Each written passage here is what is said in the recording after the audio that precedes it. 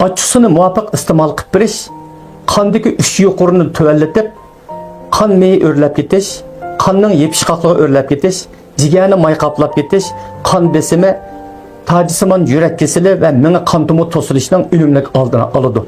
Açıqsı ishlatgan materialning o'xshamasligiga asosan kepakning achchiq qonoqning achchiq olma achchiq sirka achchiq bir necha xil turlarga ayriladigan bo'lib, mayli qaysi xil materialdan ishlangan achchiq bo'lishidan qat'iy nazar, Uyg'ur tibobatining suddini ichish roliga ega bo'lgan bir xususiyatga ega ozuqliq hisoblanadi. Kepak achchiq qondagi may yuqurlarga intayin muvofiq keladi.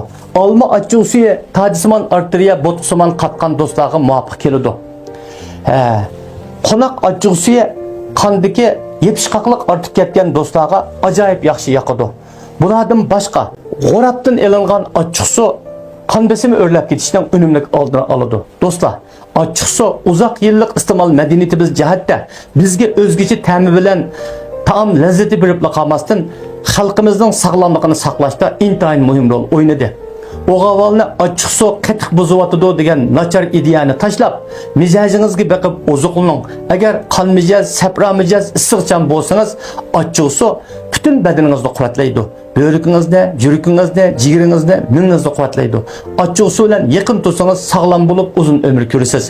Agar soğaqchan bo'lib achchiq suv soğaq kelib qoldigan bo'lsa, uning muhabbatini birga qatib iste'mol qilsangiz, achchiq suvning sizga soğaq kelib qolishining oldini olg'ili bo'ladi. Achchiq suvning muhabbati nima bilamsiz? U bo'lsa-mu qizilmuch, ya'ni laza. Laza 3-darajada qurg'isiq bo'lib, soğaqchan odamlarning hazmini yaxshilash, qonni jonlantirish, soğuqqa eshib qolishdan oldini olish rolini o'ynaydi. Muvofiq laza iste'mol qilib berish salomatlikka foydali. Muvofiq achchiq suv iste'mol qilib berishmi salomatlikka to'liq foydali.